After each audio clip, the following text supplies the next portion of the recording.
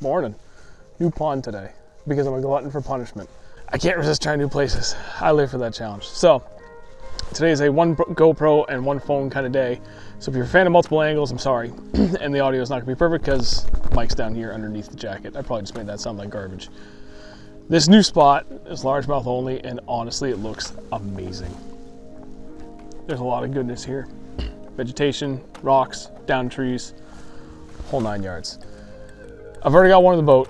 It was pouring when I got here, and it's supposed to be off and on rain all day. But this is like, you know, one of those first, like, not cold, but kind of cool fronts. Temp drops like 5 or 6 degrees. Rain moves in, perfect cloud cover after like already a week of stable, kind of like fall temperatures here in New England.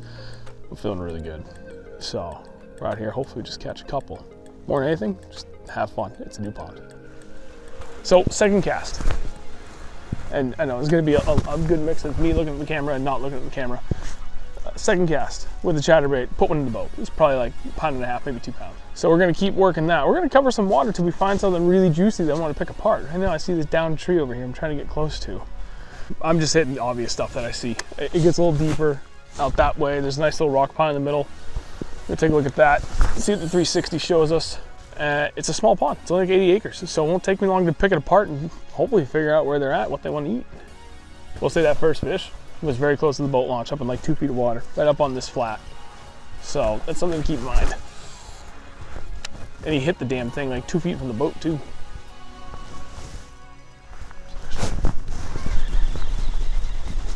He's either tiny or he's just coming at me this whole way.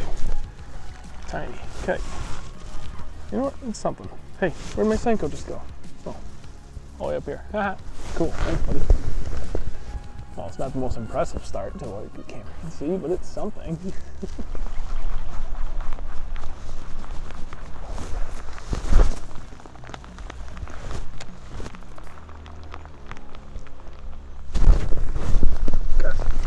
Right up against that tree, that's fantastic.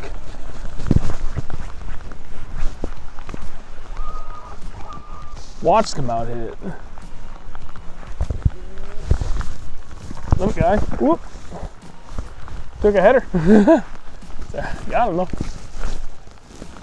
3. Saw that. Fish just blew up on top water, right at the very edge of those lily pads. Okay, move in. What do you bet? I'm gonna try it. Just keep going back and forth. Reaction, finesse, reaction, finesse. Figure out what they want to eat.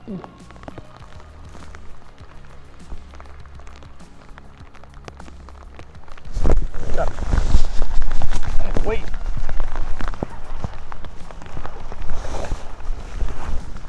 Not bad. Finally, one on the Tech and Sprinkler. I knew they were up in there. Hey, give him a chance. Not a little guy, but hey, they're biting.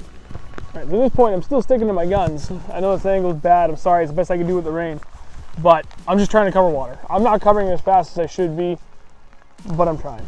I just keep flipping. You know, it depends on what I'm looking at. There's a lot of really shallow water here with mixed vegetation. There is almost no like hard bottom here. It's all just like that soft, springy, like, you know, a couple inches thick, like weed covering on the bottom. But there's actually some pretty good deeper water around here. So I'm just mixing it up depending on what I'm seeing. If I see wood, I go to the spinnerbait. If it's just sporadic vegetation, I'm going back to the chatterbait. There's a couple of spots. I mean, I picked up that one with the Tackle Sprinkler frog. Like if I'm getting up into it, then I'm gonna just burn that over the top. And I'm pretty much sticking with straight up reactionary right now. Every once in a while I'll pick up the Senko and I'll flick that out. You know, if I know, you know, over here, I don't know if you can see it straight ahead of me. There's a really nice point of lily pads and then it just ends. And I'm currently in 7 feet. So I think it's gonna be like, you know, maybe 4+ feet deep at the end of that. I'll throw a Senko at the end of that. And that's it. I'm trying to go mainly reactionary. I'm just trying to cover water, see if I can't get anything to kind of do this, although that's pretty much all my bites have come on so far. 3 of them been on reactionary, 1's been on the Senko, so 1 finesse bite. Just cover water, just try and break this place down, really get an idea of what's looking, you know, what I'm seeing. I'm looking at the 360 as often as I can, looking down at my sonar. Covering water. How many times have I said that? Just try and break this place down as fast as you can, you know? It's small, you don't need to, if you get into a couple of what I've always kind of dubbed as like, you know, high probability areas, then yeah, by all means, just sit down and pick that thing apart to the best of your ability. But if you don't see something like that, where it's like a clearly, easily definable, high probability spot, don't stop. Just keep going, man. Nice, good, even pace. Cover water, cover the whole damn place, and then get a lay of the land. And then from there, you can kind of think, okay, well, you know, I saw X, Y, and Z for different structures, so I'm gonna go back through and tackle it as such. And that's it. You're just trying to take this big old pie and break it down to a more manageable bite. I'll tell you what, too, weatherman, I wish I had his job. I'd be wrong like 95% of the time and get paid buco bucks to do it. 50% chance of rain today. That's all it said. 50% chance. It has rained for all of but like 20 minutes. And I've been out here for, how long have I been out here for? Probably about 2.5 hours. It's good though. I am still bone dry. My bibs are not in good shape anymore, so these aren't, you know, like waist down. I'm starting to get a little moist, but I just got this new jacket from FXR Pro Fish. Phenomenal. Finally got my first real raincoat, and I am bone dry under this thing. It's amazing that what a real proper raincoat can do for you. And it's got the neoprene sleeves, so I don't have any water running down into the sleeves of my jacket. And they're adjustable. They got like a little elastic band with Velcro, so I can cinch it down super tight. And definitely have no water coming in my sleeves now. It feels great.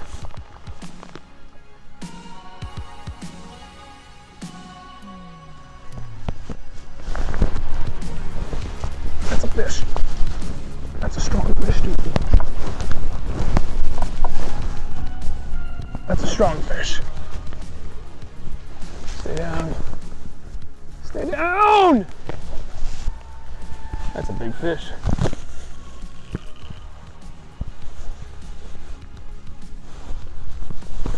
That's a big fish.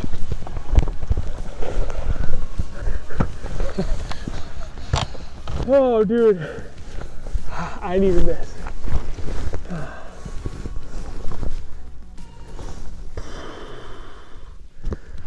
Yeah, I needed that.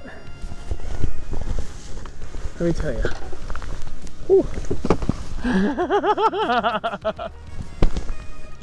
You know it's a good one when I laugh like a freaking idiot, dude.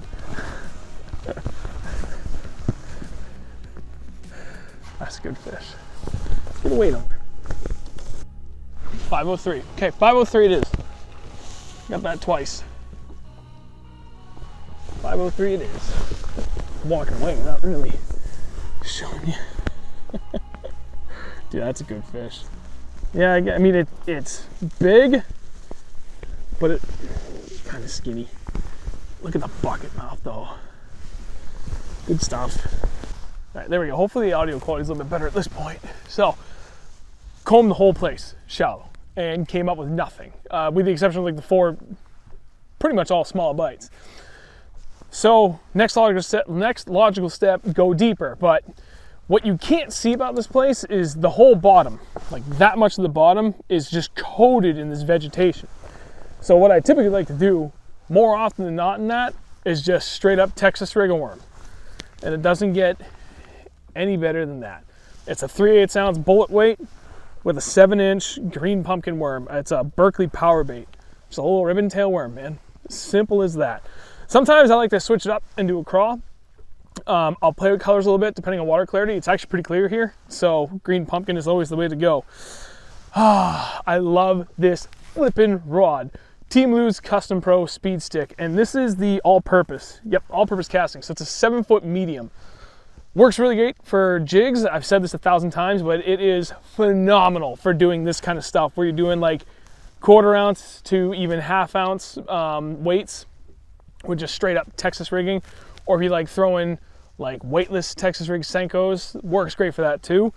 Uber sensitive. I felt that, dude. I thought it was the rock for the briefest moment, and then I felt just the slightest little thup, which you would think you would get more than that from something that big, but I'll take what I can get. All right, that's gonna do it. That was a pretty good day overall. I'm actually kind of a bigger fan of doing this on my phone versus sitting in front of the GoPro every time. That was slower than I anticipated because the weather did not do what it was supposed to. It was only supposed to be cloudy, like low 70s, 50% chance of rain. It was upper 60s at best and rained almost the entire time. And I've been out here for 6 hours. Not going to complain too much though because I made the best of it. I had that first fish that unfortunately you missed, but it was my second cast and I caught 3 rats after that.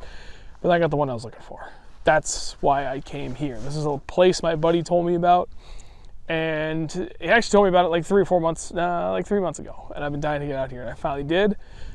Yeah, I'm glad I listened to my buddy, so thank you for that, bud. Other than that, thank you all for watching, greatly appreciate it, and if you could, please leave a comment, like the video, subscribe, all that wonderful stuff, help the channel grow, greatly appreciate it. Catch you in the next one.